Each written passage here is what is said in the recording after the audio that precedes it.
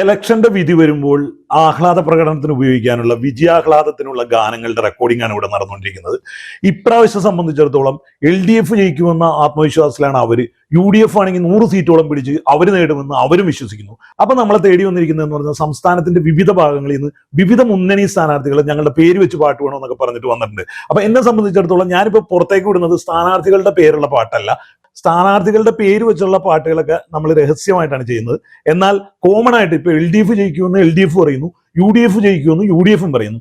അപ്പൊ ഇവരുടെ കോമൺ ആയിട്ടുള്ള സോങ്ങുകൾ ഇവിടെ ഭരണം കിട്ടിയെന്നും രണ്ട് മുന്നണികളും അവകാശപ്പെടുന്ന അത്തരത്തിലുള്ള കോമൺ സോങ്ങുകളാണ് ഇപ്പൊ പുറത്തേക്ക് വിടുന്നത്. ബാക്കി സ്ഥാനാർത്ഥിയുടെ പേരുള്ള പാട്ടുകൾ വിധി വന്നതിന് ശേഷം മാത്രമേ നമ്മൾ പുറത്തേക്ക് വിടുള്ളൂ. കാരണം കഴിഞ്ഞ 1/4 നൂറ്റാണ്ടായിട്ട് ഇപ്പൊ ഇലക്ഷൻ പ്രചരണ പാരഡി ഗാനരംഗവും അതുപോലെ വിജയാഹ്ലാദ പ്രകടന ഗാനങ്ങളും ഒക്കെ ആയിട്ട് ബന്ധപ്പെട്ട് ഞാൻ പ്രവർത്തിക്കുന്നതുകൊണ്ട് നമ്മളെ വിശ്വാസത്തിലെടുത്തിരിക്കുന്ന സ്ഥാനാർത്ഥിമാരോട് നമ്മൾ കൊടുക്കുന്ന ഒരു നീതിയാണത്. അപ്പൊ പാട്ടുകൾ ആ ഫൈനൽ സ്റ്റേജിലായിരിക്കും പുറത്തു വരുന്നത്. എന്നാൽ LDFന്റെയും UDFന്റെയും ഒരു കോമൺ ഗാനങ്ങൾ നമ്മളിപ്പോൾ പുറത്തേക്ക് വിടുകയാണ്. ഈ പാട്ടിന്റെ ആശയം എന്ന് പറഞ്ഞിട്ടുണ്ടെങ്കിൽ സമകാലിക വിഷയങ്ങൾ, പ്രത്യേകിച്ച് ഇപ്പൊ ഈ കേരളത്തിലുള്ള എല്ലാ വിവാദ വിഷയങ്ങളും പാട്ടിന്റെ വരികളിലൂടെ കടന്നു വരുന്നുണ്ട്.